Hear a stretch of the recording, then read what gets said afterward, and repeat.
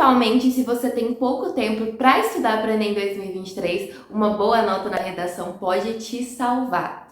E caso você queira conquistar o seu 900 ou mais de nota na redação do Enem, fica nesse vídeo e se prepara para anotar tudo, porque eu vou te ajudar a alcançar esse objetivo. Oi gente, para quem não me conhece, eu sou a Duda, tenho 20 anos e sou estudante de jornalismo na UFO, que é a Universidade Federal de Uberlândia. Com o Enem 2020 eu fui aprovada em primeiro lugar na Universidade Federal, tendo vindo a vida inteira de escola pública, estudando sozinha em casa. Então eu venho aqui e ajudo vocês da maneira que eu posso, para que todo mundo também consiga realizar esse sonho, que é o sonho da aprovação.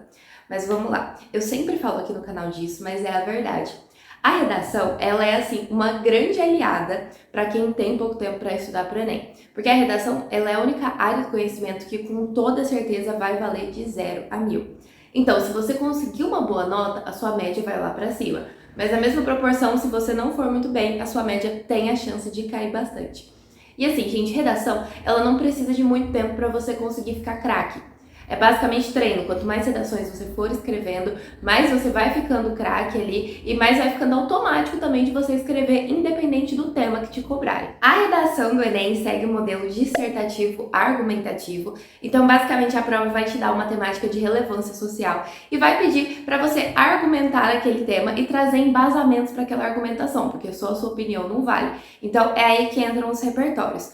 Normalmente, a redação do Enem é dividida em 4 parágrafos, que é uma introdução, 2 desenvolvimentos, que é onde você vai defender o seu ponto, e uma proposta de intervenção. Sim, no fim disso tudo você não vai só argumentar, você também vai ter que resolver o problema. Eu vou deixar aqui para vocês a minha redação do Enem 2020, que foi o Enem que me aprovou na Federal, mas a gente não vai conseguir ler ela no vídeo de hoje. Caso você queira ler, é só dar um pause. Mas eu quero mais exemplificar para vocês esses pontos que eu trouxe então. Como vocês podem ver, feito em 4 parágrafos. Primeiro é a introdução, os 2 desenvolvimentos e, por fim, a proposta de intervenção. Agora, a gente vai ver cada um desses 4 parágrafos aqui separadamente e eu vou explicando e dando dicas para vocês de como conseguir desenvolver uma boa redação usando essa estrutura. A maneira mais fácil que eu encontrei de começar a minha redação do Enem é usando um repertório sociocultural. E, gente, repertório não é só frase de filósofo, viu? Tira isso da sua cabeça. Pode ser qualquer conhecimento prévio seu que agregue para a discussão que você está desenvolvendo daquele tema. Então, filme, série, livro, música, qualquer coisa que realmente vem na sua cabeça, caramba, eu li um livro sobre isso uns anos atrás que me remete a esse tema. Ou então, na série tal, naquele episódio, tem uma cena muito forte que fala desse tema aqui de redação do Enem ou que fala de algo parecido. Eu não sei vocês, mas eu sempre tive muita dificuldade de começar a redação. Depois que você começa, parece que vai, só que eu travava bastante para começar. E o fato de usar um repertório não me deixava ficar travada desse jeito, então eu já começava direto ali com o repertório que me remetia ao tema e pronto. Então, basicamente, o repertório. Logo depois, eu usava um gancho que é: fora da ficção, tal ato não destoa da realidade brasileira de... Por quê? Primeiro eu mostrei que, olha, na ficção isso acontece, então... Na minha redação do Enem, por exemplo, o tema era o estigma associado às doenças mentais. Eu comecei a minha redação com 30 Reasons Why. Eu não sei se vocês lembram, mas a série estava bastante em alta na época e tudo. Então eu comecei a minha redação com essa série e coloquei esse gancho. Fora da ficção, isso aqui também acontece na realidade brasileira de... E aí, o tema da redação, que era o estigma associado às doenças mentais no Brasil. Logo depois, então, de colocar o tema da redação, eu já usava o meu modelo de tese. Tese é basicamente você mostrando ali para quem está corrigindo a sua redação: olha, os meus argumentos são esse e esse. Então, são esses 2 argumentos que eu vou desenvolver para defender o meu ponto de vista sobre esse tema. Eu acabava utilizando um modelo de tese bem tranquilo. Então, era basicamente o estigma associado às doenças mentais no Brasil, seja pelo o primeiro problema que eu ia desenvolver ali, meu primeiro argumento, seja pelo meu segundo argumento. No caso da minha redação do Enem 2020, os 2 desenvolvimentos que eu ia fazer era a falta de informação e o preconceito. E eu ia defender que um era a consequência do outro. Então, basicamente, que o preconceito era a consequência da falta de informação sobre aquele tema.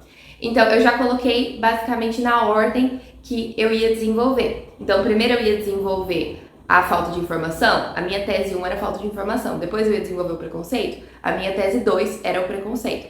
Dessa forma, você mostra que você teve organização e coerência textual, e isso também vale ponto. Então, coloque as suas teses ali na ordem que você vai desenvolver. Se no próximo parágrafo você vai desenvolver uma, ela vem primeiro na sua tese.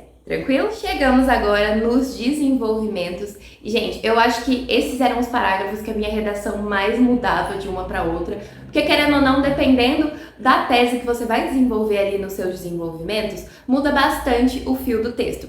Basicamente, é nessa parte aqui que você vai afirmar aquilo que você está usando como tese e embasar isso.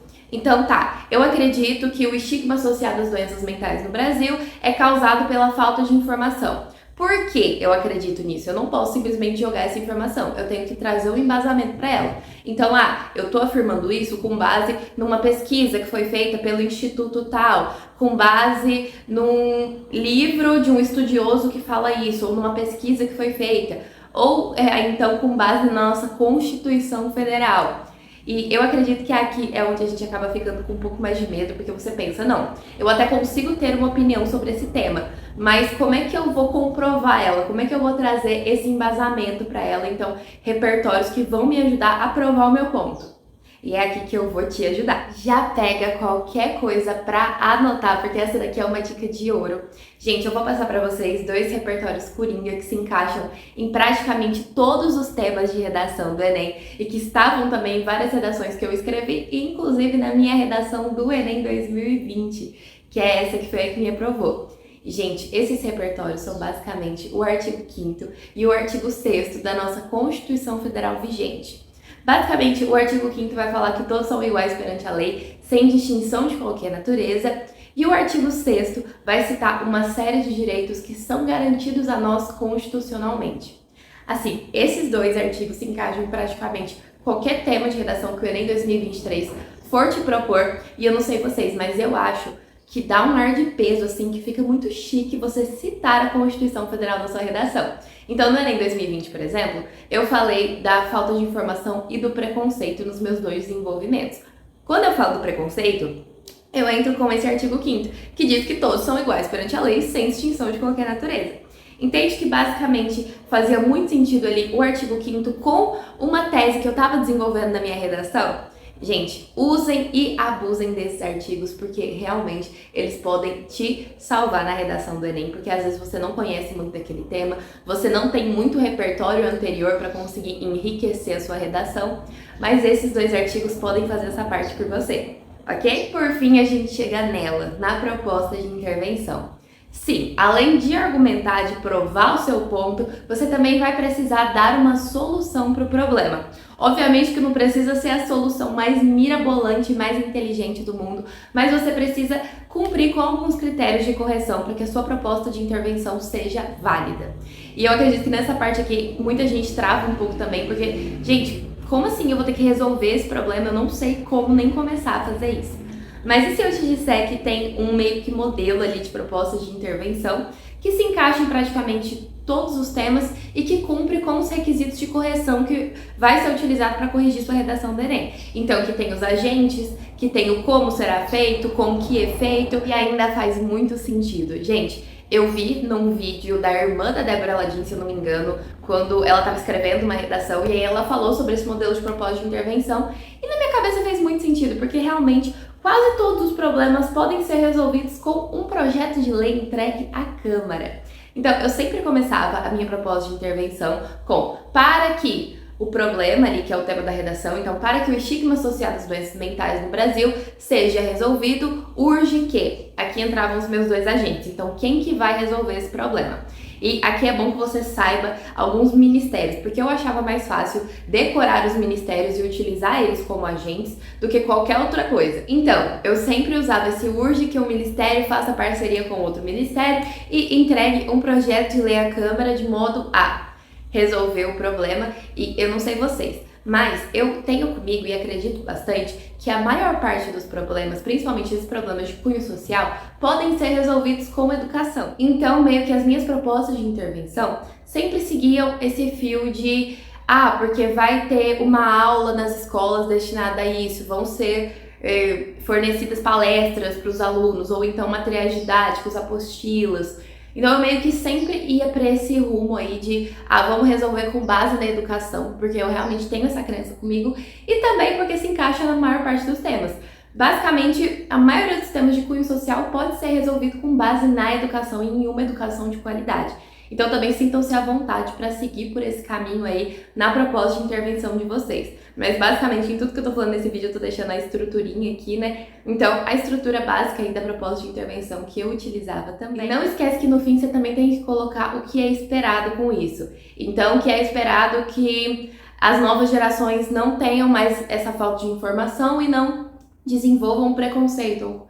Basicamente isso que eu estava argumentando ali na minha redação do Enem 2020. Mas, no geral, eu acredito que a proposta de intervenção, se você seguir por esse caminho aqui, vai ser ali um facilitador da sua vida e não dificultar ela. E, gente, eu sei que a redação do Enem é muitas das vezes aquele momento em que o filho chora e a mãe não vê, que a gente tem medo, porque é óbvio que você quer escrever uma boa redação, mas dá medo de você chegar lá e ser um tema muito fora da casinha e você não saber o que escrever porque você não conhece e de repente não conseguir fazer uma redação.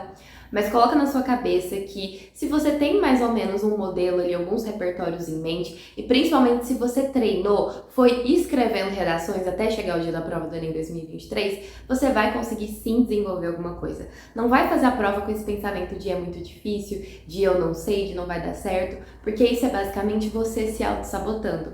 E já é difícil o suficiente sem você complicar ainda mais as coisas para si mesmo. Então, não se auto-sabota nesse momento, tá bom? Já corta esse tipo de pensamento. E eu quero dizer também que vocês não estão sozinhos. Há não muito tempo atrás eu tava aí no seu lugar, então eu entendo um pouquinho da ansiedade, do medo e de todos aqueles pensamentos, aquele turbilhão de emoções que acaba passando pela gente nessa fase aí, um pouquinho antes da prova do Enem. Mas contem comigo pra tudo. A gente vai ter vídeo e eu vou acompanhar vocês até o Enem 2023. Depois também que sair a nota, então como usar a nota do Enem pra entrar na universidade, SISU, ProUni, FIES. Eu vou estar aqui ajudando vocês em tudo, mas eu também mostro aqui no canal como que é a vida e a rotina de uma universitária que mora sozinha em outro estado. Por falar em vida e rotina, tá aqui o meu arroba no Instagram. Eu tô sempre postando stories e lá a gente consegue ter um contato bem mais direto. Não esquece de deixar o seu like nesse vídeo, porque me ajuda demais a levar ele e o canal para mais e mais pessoas. Muito obrigada pra você que assistiu até aqui. Um beijo e até o próximo vídeo!